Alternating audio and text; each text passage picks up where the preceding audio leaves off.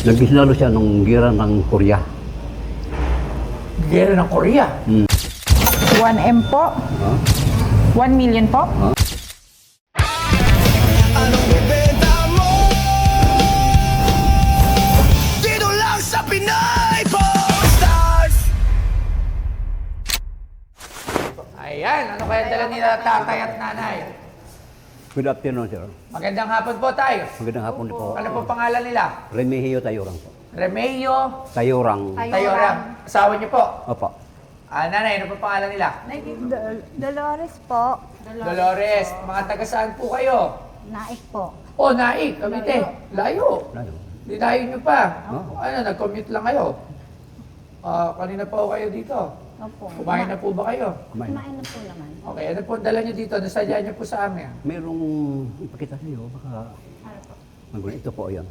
Ano po yan? Tingnan po natin.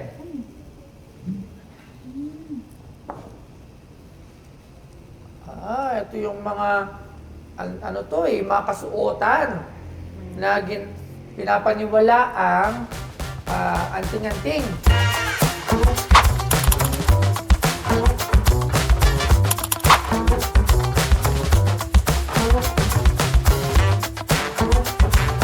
Alam mo ba, ang banahaw ay isang sinaunang anting-anting ng mga Pilipino. Tela na may dasal, orasyon at sagradong simbolo para sa proteksyon. Ginagawa at pinapabanal ito sa Mount Banahaw, isang sagradong bundok sa hangganan ng Laguna at Quezon. Ang pulang panyo ay panangga sa bala, patalim, kulang at masasamang espiritu. May Latin na dasal, pangalan ng Diyos, Arkanghel at Inang Maria. At ang puting panyo at damit ay may larawan ni na San Miguel, Gabriel, Rafael at Uriel, proteksyon laban sa kaaway, armas at kapahamakan. At ang banahaw pulang panyo at damit ay gawa ng mga albularyo at espiritista mula Mount Banahaw at ito ay ibinebenta sa PPS Stars. Naalala mo yung nakaraan dati may nagdala rin ito sa, ano po bang bundok yon? Kalimitang pinupuntahan Ayun nila? si Madam yung nagdala. Mount Anahaw. Banahaw. Anahaw. Bundok Anahaw. Sorry po. Sa Mount Banahaw. Ito po. Ano naman po to? Ano po to, tay? Gamit niyo po? Ano yan, yung sa pinagmanahan ko sa lulo ko yan. Pinagbanahan niyo sa lolo niyo. Ano po yung lolo niyo? Dating sundalo. Dati pong sundalo. Nagbisinalo siya nung gira ng Korea. Gera ng Korea. Anong year yun? 15 ano yata yun eh. Gera ng Korea? Hmm. Anong year ang gera ng Korea? Korean Basta- War with Philippines? Ano po ba? Ano? Good Philippines. I-check ko. Search nga, Korean War versus Philippines. Pero ba? Ang lolo ko ang nagbigay niyan. Ngayon, kasi wala namang mahilig sa mga tiyuhin ko, ibinigay sa akin. Yung mga anak ko, wala naman yung mahilig sa sundalo. Kaya nasa sa akin yan, kabinbin lang yan doon, nakasilid yan doon sa yung para sinturon. Kaya nakabinbin sa isang tabi. Kaya sabi ko, nag-decision ako dahil may sakit na ako, ibinta ko na lang. Ano year?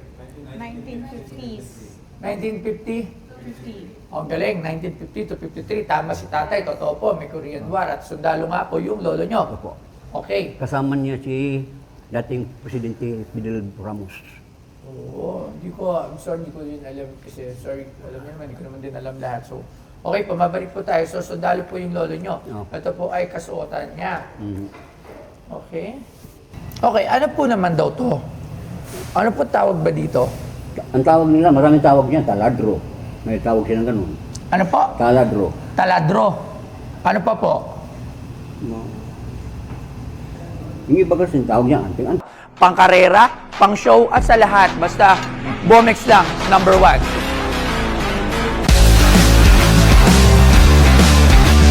Si Toy Tumamen, geng, Bomex. Anting ganun. Opo. Para saan po ba to? Sa pang ano yan, sa digmaan yan. Para hindi sila tatablan ng kahit ano. Opo. Hindi sila mapapahamak. Tama po ba? Tama po. Okay. Okay. Magkano nyo naman po ito binibenta? Kung pagpala rin kami nun, hindi papasok yata sa 1M. 1M po? 1 million po? Ha? 1M po. Nay, tay. Hindi, magpura tayo. Kailangan. Medyo... Malayo. Actually, may nakita ako dito. Oo. Nagtanong ako. Actually, tay, nay, yung ganito pong kasuotan ay napakadami. Ang dami ho nito. At hindi ko nga paano malalaman kung ito ba ay 1950 pa dahil sa dami ho ng may ganito. Ano ko yan nakatago yun sa isang bill. Na, siyempre, hindi wala namang gumagamit sa amin. Ay di, napabayaan mo na doon sa isang lagay niya. Tawag po tayo ng eksperto sa mga ganyan. Maraming nagbibenta nito sa yung mga 1950s na mga na-wear. Pero mga lang siya. Ito. Parehas. Yes, $30. Ito yan. Talaga? Ay, sorry po. Ay, wala. Talaga sa 1950 siya. 1950s. Maraming nirelease na mga palda, mga ganito, noong 1950s. Ayan, mga iba-iba. Pero mga $30 to $50 lang siya. Ito, Hello. Sir Angelo, magandang hapon sa'yo. Ayan, kasama natin pa wala si Sir Angelo ng Dekada Collectibles. So sir, meron kasing mag-asawa dito pumunta. At may dala silang 1950s daw na agimat or anting-anting na ginagamit ng mga sundalo natin dito kalaban ng mga sa Korean War. So ito. Anong masasabi mo dito? Korean War. Meron ba siyang papeles dyan? Meron, wala. Wala. Walang papeles. Hindi ko nga ma-distinguish kung paano natin malalaman na ito ay 1950 pa. Kasi parang hindi ko... Parang bago. Yes, yun nga rin ang nasa isip ko. Ito yung brand na CBA, ay na may sportswear. Oo, parang bago. Bago, di ba? Parang hindi siya 1950, no? Tama ba ako? Ay, ano yung nasa likod ng CPA Sportswear? Made in Philippines. Bago yata yung t-shirt mo. Sir, Or search mo nga to. wait. bago. Di ba? So, Madaling gawin yan eh. Pwedeng gawin yan. Pero siyempre, gumagawa, marunong. ang goma niya, nakita ko na ito luma. Siguro mga 1990s. Nakita na ako ng ganitong style eh. Okay, magkano? Actually, wala pa akong ganito. Kung bibili natin to magkano? Yung sa akin, parang napili ko, parang may kasamang anting-anting. Halos 5,000 din. May kasamang anting-anting. Halos 5,000 din. Ganito din. Complete set. Hindi, yung pula. Hindi ganyan. Ito. Yung nasa kanan. Ito. Oo, Panyo. panyo. Alright. Okay. Sige. Maraming salamat, Sir Angelo, na Dekada Collectibles. Ayan po. Para mata niyo po, Sir Angelo. Kaway ka muna dyan. Sir Angelo, kaway ka naman. Binaba. Parang ikaw. Okay. So, tatay, napakalabo ng 1 milyon. May magkano po bang ano? Sabi niya, nakabili siya nito, may kasamang anting-anting, 5,000. Yun na kung yan. May kasama pang anting-anting. May kasama daw. Opo, kasi ito ho ay bago. Hindi ito galing ng 1950s. Kasi po, paano ko po nasabi, yung mismong tatak po ng sando ay hindi po ito nagamit ng 1950s. Sila naman yung sabi. Opo. So kung bibilin ko po ito sa inyo, bilang display lang dito, 3,000 pesos. Lahat mo yan. Kasi meron pa rin to sa online eh. Ganon din lang ho ang halaga. 30. Parang 30. Opo, actually, mas mura pa ho.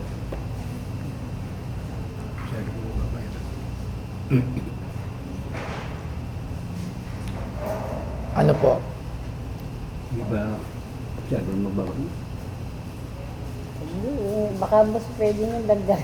Magkano po? Hindi nyo to mabibenta ng mahal. Ako na po nagsasabi sa inyo.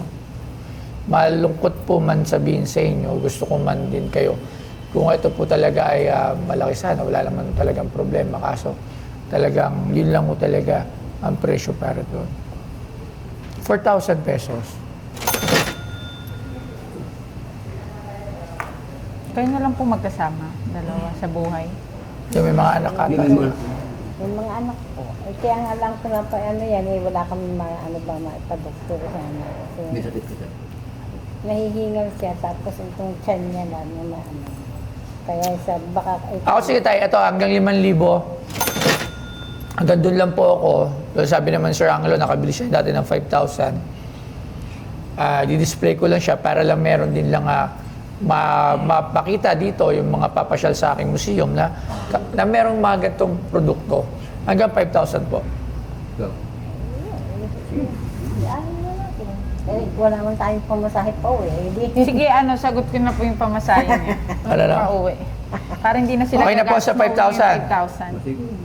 Sige po, maraming salamat tayo. Pasensya na po, Nay. At yun lang po talaga ang presyo po nito. Salamat po. Sige po. Kung nakakasabi ng presyo niyan talaga eh. Opo. Pero hindi po talaga to nanggaling ng 1950. Sabi kasi, Matagal na po kasi yun sa kanya. Mga 1990s. Yan, opo. Baka nagkaano lang yung ano. Opo. Salamat po, Nay. Thank you po. boss, maraming salamat sa Pagtanggap. pagtanggap niyo sa amin. Ha? At kahit paano, naninnervous kasi ako. Ibig sabihin, Basta maraming salamat lang po sa inyo.